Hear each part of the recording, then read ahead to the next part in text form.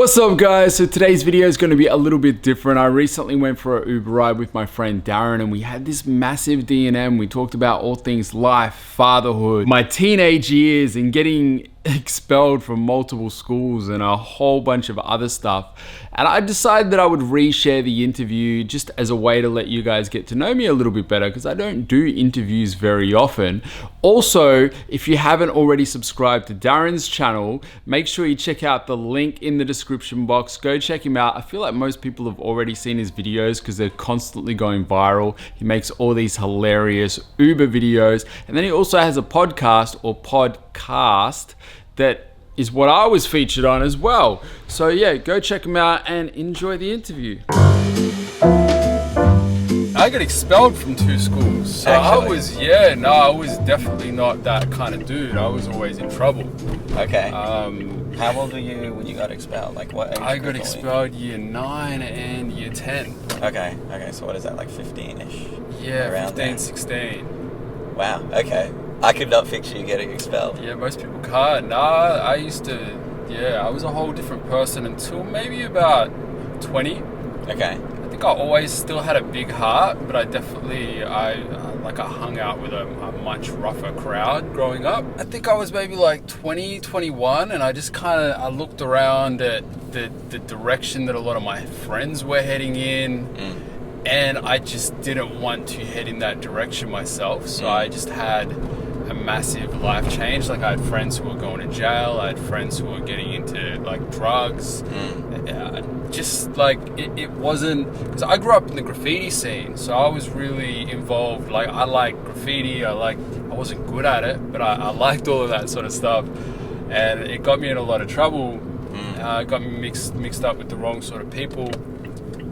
But I just kind of looked at the direction everyone else was heading, the direction that I was heading, and I moved away from Geelong and moved away from a lot of the type of people that I was hanging out with, and I just kind of made like this conscious decision that my life was going to change, and it was like a long kind of road, but it happened. Was there any like religious aspect to it, or was it more just a... No, it was just... Yeah. It was what it was. I realized that my life wasn't really what I wanted it to be, and I was like, all right, let's change a lot of stuff. One of the things that you mentioned at dinner, like with, I think it was like Rachel, the Rachels were there, yep, and Aaron and them, and you were telling us about, there's also a road close. I don't even know where I am right now. You were telling us about like these rappers that you would follow on tour, and you would make these like videos, and, yep, and I think this is probably where like the video creation stuff started. But your interest in that scene probably started in Geelong when you were like... I used to rap when I was younger. You were a rapper? I was an Australian hip hop artist. I cannot picture that. Most people can't. Is there any content out there of you Not rapping? Not anymore. I've taken it all down. The first videos on my YouTube channel were all music. Really? Yep. The rappers that you've made videos for, can you talk me through, like, I know you've told me this in private, but like, can you share some of the rappers that you've made these like promotional videos for? Yeah, I've been on tour with YG multiple times, Tidal Sign, Ja Rule and Ashanti, Macklemore, T-Pain. Was it Macklemore because you kind of look like him? You know what's funny? So the time with Macklemore, I had a similar haircut to him at that time, and I was at the Forum, and there was this long line down the road, and I got to just walk through the entrance without having to go in the line. And everybody saw me just walking in, and they're like, "It's Macklemore! It's Macklemore!" And then I turned around, and I just saw this big look of disappointment from like 100 and something people, and they're like, "It's not him." But all of these rappers, like, how did you reach out to them? How did you get in front of them? And also, for context, how long ago was this? Like, what's... Probably like 8 years ago, maybe. Okay. It's been a while, 7 years ago, something like that. That long ago. Okay. So basically the way that I got into it, I had just started shooting videos. Like I'd literally been learning how to use a camera and edit videos for about 3 months. Okay. So I was still terrible at it.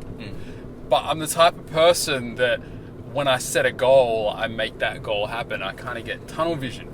So I knew I wanted to do stuff with artists, and rather than approaching small artists, I had this great idea of sneaking in to Kendrick Lamar's concert. So Kendrick Lamar, he was his wave was starting to rise. He was doing his first ever show in Melbourne, and I showed up to his concert with a friend with our cameras out, and we had these fake media passes around our neck. And we timed it so that the concert had just started as well. So there was a bit of urgency. We get to the door, we're like, hi, we're here, we're Kendrick's video guys. The show started, we're running late, acted all stressed to get in there, and they checked the list and they're like, what's your name? And we gave a fake company name, and the company name wasn't there.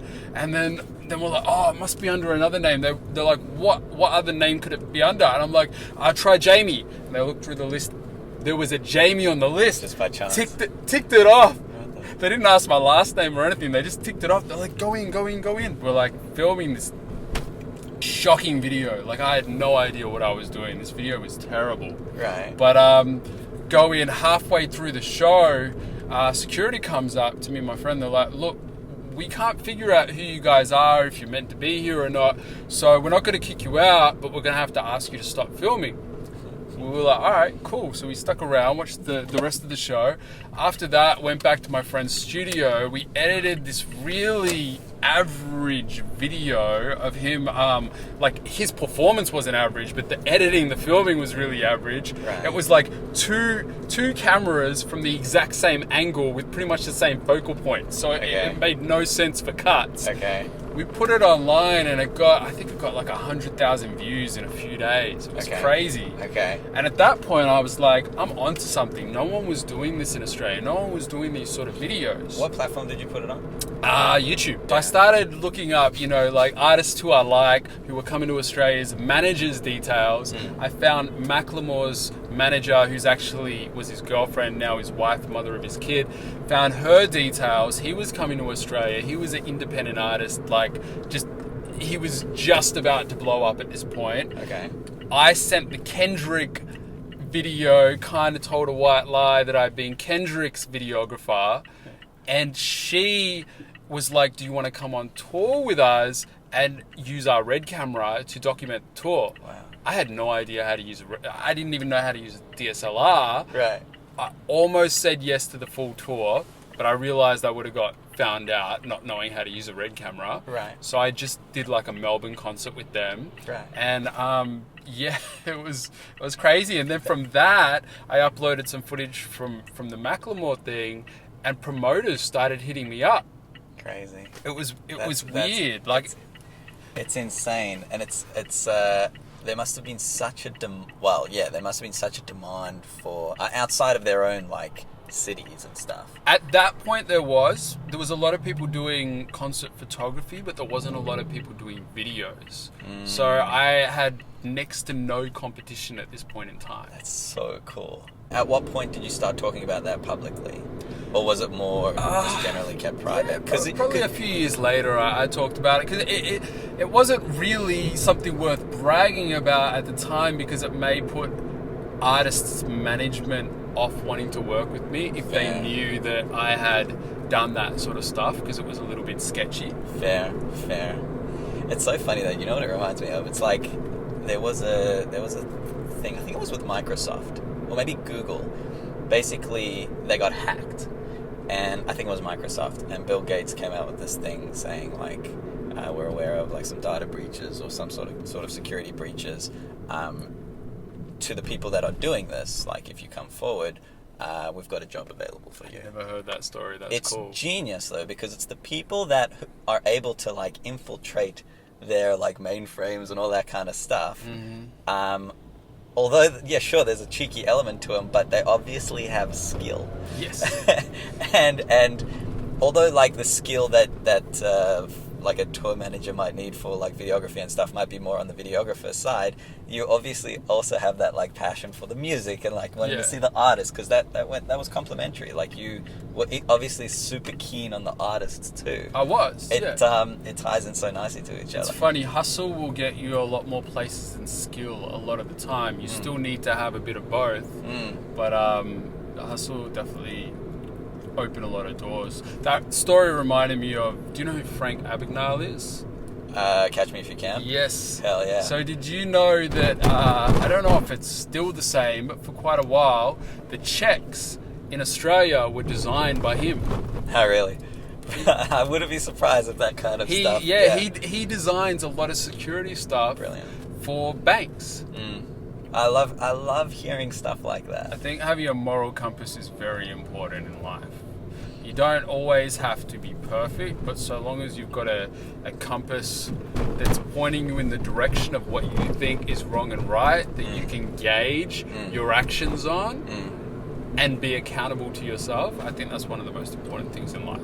Do you know what nihilism is? Nihilism? No. So nihilism is basically the interpretation of life as nothing really matters because we're all going to die anyway. The Earth is just this massive rock hurtling through the atmosphere of the universe, and everything matters, but nothing really matters. Which is like comforting in a sense, but it also pulls purpose away from anything that you ever do. And something that I've noticed in probably the last year in particular, as I started offering like bookings through like my booking form, and the audience that seems to take me up on like a booking is kind of like this 18 to 21 year old demo. Yeah. Am I don't know if that was legal. Don't kill us. There's like this 18 to 21 demo that, whether they know what nihilism actually is or not, a lot of the ways that they go about their life is based on this nihilistic experience of, I care, but I don't want to care too much, or I don't want to commit to too many feelings because there can be a lot of pain and stuff associated with that. But the problem that I'm noticing on such a like broad scale is there's a lack of like purpose in the endeavor. And the endeavor can be related to so many things. It can be career or love or all of these different types of things. And when I hear stories like you're trying to get in front of like tour managers to get the videographer position and all of these kinds of things, it's like you had such a, it sounds like, I wasn't there, but it sounds like you had such a strong purpose for what you were doing. I think if you know your purpose, you can pretty much do whatever you want to a degree. Like knowing your why. Your why is very important. What would you like? It's hard to summarize the purpose sometimes, but if you were to have summarized your purpose back then, what would it have been? I just wanted to create. That's all I really wanted to do. I wanted to create, but I also wanted to be able to put positivity out into the world as well. Okay. Just so that, I don't know, I just always wanted to put out more positivity than negativity. Was that coming off the back of like not putting as much positivity out as you? I think it comes from, so I grew up with ex-missionary parents. So like my mum lived in the jungle of West Papua for 14 years as a volunteer nurse. Okay. And my dad as a volunteer builder for 12 years. So I grew up with a lot of stories about purpose and about giving back, and you know, like the happiest times in their life have always related to these moments where they've done very selfless things. So I guess that has been ingrained into me, where I want to be able to not just do for me, but somehow do for others. And do you have siblings? Yeah, I've got 2 younger brothers, yeah. Okay, so you're the oldest as well, so there's a sense of responsibility. Maybe that's where the higher level sense of responsibility, just in a general sense, comes from. That's very noble. And your parents, that like sense of giving back, was that more things that they did or things that they told you about? A bit of both. Okay. Yeah, I've seen them give back a lot. I mean, my two younger brothers, they're both adopted as well, so they've always been doing for others as long as I've known them. Like, my dad's the type of guy who doesn't have a lot of money, but I've seen him give money to people at times when he didn't have much himself. Right. It's just who they are. I definitely can't live up to who they are. I've definitely got too many selfish traits to say I'm like them. Okay. But they're definitely great people like that. Darren from Audio Production here. No parenting is ever perfect, and I think every child will experience at least some level of resentment towards their parents for certain things at some point. The thing is, once we eventually leave the nest, I believe the truest test of character is how we process that resentment later in life. Do we let it eat away at us until we become bitter towards our guardians, or do we figure out how to work through it and avoid repeating patterns that we don't agree with? Was there ever a period where you held a level of resentment? Definitely. I feel like everybody, or maybe not everybody, I think a lot of people going through life, they struggle to understand their parents' decisions. Right. And I was definitely like that when I was younger. When I was younger, I never really wanted to be as selfless as my parents. Right. Obviously got into a lot of trouble when I was younger. Yeah. But becoming a parent has made me appreciate their style of parenting a lot more. It's funny, I never thought I would become like my dad. We're very different. He's very soft-spoken. I've always been quite loud. He's very different to how I was when I was younger. And since becoming a parent, I've noticed myself morph into him a lot more. Wow. And made me understand a lot of his decisions. Interesting. And why he does things that he does, and why he was strict with certain things, and why he believes certain things. It's really weird how you gain that new perspective of your parents as you become a parent. But what about you, just as somebody who isn't a parent? Has your perspective of your parents' parenting changed as you've gotten older? So, it didn't, and then it did, and then it didn't. Throughout most of my life, I've always, that whole honor thy mother and thy father. Yep. My family's not religious at all, but there are certain things that I guess have just been rooted into me from a young age. Yep. And it's probably respect for your elders and things like that. And perhaps I wasn't questioning enough at the time, and looking back now, I always respect people that question the rules, because you absolutely should. I questioned everything when I was young. I really struggled with rules when I was a teenager, and I think that's why I like rules now, because I saw where that led me when I was younger without really having structure in my life. Sure. I feel like I'm such a late bloomer to this whole critical analysis and questioning rules, because the more rules that are imposed on me in the last 5-10 years, we've had a lot of rules imposed on us in the last 2 years. We really have. but that aside, I've for the most part always just kind of accepted the rules. Yeah. And it's kind of led me to a place of people pleasing that I don't. Which is something I struggle with myself. Right. And I think it's a very common thing. I don't like the people pleaser element of me as a whole. I can relate. But it has also put me in so many really, really good situations. So it's this inner battle of I understand why I'm a people pleaser and all of this kind of stuff, but I also anyway, it's it's a back and forth battle. Earlier this year, I started seeing a therapist. Yep. I see a therapist as well. He's amazing. I recommend it to everybody. 100%. The reason why I started seeing a therapist was because I knew that there was a lot of stuff from my childhood that was going to affect future relationships and things like that, and I wanted to just talk about it. And my therapist helped me helped me through so many things, and in doing so, I suddenly found that I had a level of resentment towards my parents. And I'm like, what the hell? This is the first time in my life where I'm finding myself a little bit resentful. But it wasn't because I was actually resentful of them. It was just stuff was surfacing. Yeah. And now I'm like getting to this really nice place of like I'm processing a lot of it, and I'm once again back at this, especially with my dad. Like I admire so many of the things that he did when it came to like discipline or rules or just like structure.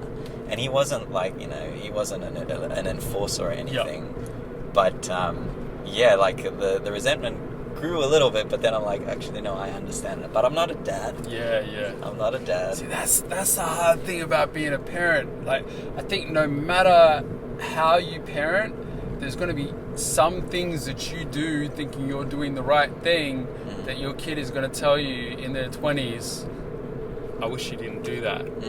And you're going to be caught so off guard. And I'm constantly trying to avoid those situations. But I know I'm going to mess up here and there. I've probably already messed up a bunch of times. I know I have. That's actually one of the interesting things that I've learned since becoming a parent, that parents are just regular people. Because before becoming a parent, I used to look at my parents with this really naive, you're supposed to be perfect view. And it's not like that. It's kind of, I totally relate to that on the parent level, and then also just on the adult level. Yeah. Like when I left high school, I was like, everybody who's supposed to be an adult is really just a kid. Yep. Like we're all just kids, and some of us are like more proper in the way that we're kids, and then some of us are just really not. Like it's there's no such thing as that adult or parent that's absolutely perfect. It's fake. We're all figuring it out as we go. Yeah. And then that kind of leads me back to the trying to be the best example that you can be for your kids, like with the swearing and stuff. Like, I'll swear here and there. Like I got in the car and I accidentally dropped an S-bomb. It'll come out, but I don't let it come out in front of my kids because I'm conscious that I have to set an example. And parents are like that. We're not perfect, but we're trying to the best of our abilities to be the person that we want our children to grow up to be. It's the endeavor. Darren from Audio Production here. Through extensive journaling, I came to a neat little conclusion a while back, and I want to share it with you, a direct excerpt out of my journal. Here goes. I can bitch and moan about certain instances in the past that I don't agree with when it comes to my parents, but ultimately I know very well that I like who I am today, and I'm largely the result of my parents' influence. I choose to have a relationship with my parents, and I can question and query events of the past, as I should. But I'm an adult now, and from now moving forward, I take full responsibility for looking after myself and influencing people that I love around me. If I'm still experiencing resentment after accepting the above, then perhaps I'm psychologically projecting, and maybe the resentment reflects elements of myself that need to be addressed. It's like, well, if I like myself, and that's kind of how I keep coming back to this thing of respect and adoration for my parents. It's like, I like myself because of what they did to me. And I think that's what all of us do as parents. Like, we're constantly evolving. Like, we take some things from our parents that we think worked, and then there's other things that we think didn't work. And it's like, all right, I don't want to do that. Yeah. And, we grow with each generation. Yeah. Just back to the purpose-driven thing. Is your purpose... Obviously, you have kids now, but is your purpose different now to what it was when you were hustling? Definitely. Check out this. Yeah, it's a Bengal cat. That's what I've been looking for, a Bengal cat for Wait, can you reverse? Yeah. No, I'm kidding. I didn't know you wanted to steal it. I thought you wanted to have a close look. No, I've been trying to buy a Bengal cat for a while, and they're really hard to get. How would you describe your purpose having changed since the days of hustling for content and fatherhood? So, man, becoming a dad, your purpose changes completely. I mean, everybody's does it, but mine definitely has. Like, my kids are just first and foremost. I used to be an absolute workaholic. Okay. I was just incredibly driven. Now I've slowed down a lot because I really appreciate just that regular sort of time with my kids and giving them that experience as opposed to being working all the time. I'm actually trying to find a balance at the moment because it's funny. I used to be a workaholic and then I slowed down, which was kind of hard for me. Now I've slowed down so much that I really just enjoy the time hanging out with my kids, and I'm trying to. I do miss the hustle a bit as well. So now I'm trying to find a way to balance the two because my kids are so used to just seeing me just like super present, super dad. Sure. I gave a lift to. It reminds me of these passengers I gave a lift to about 2-3 years ago. It was like 5 o'clock in the morning. I'm taking these two dads home. I think they were in like their maybe like mid to late 40s. But they were like pretty smashed. And I was taking them home. It was like a 45-minute drive, having a chat, getting to know them. Both of them had kids. And I was like, I think it's really cool that like you guys can still have like a night out. Yep. And your dads and like, you got responsibilities and like you're obviously having a lot of fun. And he said something that was so beautiful to me that it kind of clicked. He was like, I'm an individual as well. Like I have like needs, wants, aspirations. Absolutely everything that I do is with my kids first and foremost front of mind. But like, my needs are important too. And if I can fulfill my own aspirations and needs, what I can bring back to my family is like next level, more like appreciated, accepted, and all of these kinds of things. It was just a bit of a different perspective. You need to have your own sense of happiness outside of family life and your own sense of how do I explain it? You need to have your own sense of identity and be successful at something outside of family life as well, so that you can teach your children how to be unique individuals as well. Somebody said this thing to me. This is something that impacted me sort of in a similar way. Years ago, they said to me, what do you think is a candle's job? What would you say is a candle's job? To create light and warmth.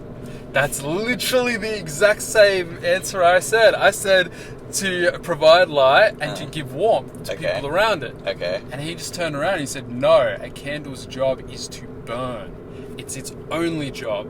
But if it does its job right, the counterproduct, the product of that is it provides light, warmth, it provides all these other things. So if you're taking care of yourself, if you're, doing things that make you happy, you therefore make the people around you happy, and you're doing something for them as well. Wow. That's why it's important to find purpose in life. 100%. You know what? Like, on that note, I'm gonna pull over here. I'm gonna end it there because I think that is such a beautiful note to end it on. And I really appreciate these perspectives and these ideas and things that I think are on the dad side and on the guy's side. I don't feel like I hear much about it on the father's side. So I really appreciate it, and I respect what you do a hell of a lot. Thanks for having me. Thank you so much. And if you guys like this video, make sure you hit the thumbs up, make sure you subscribe to him, and all that stuff. Hell yeah. I love doing this with other YouTubers. It's so much easier.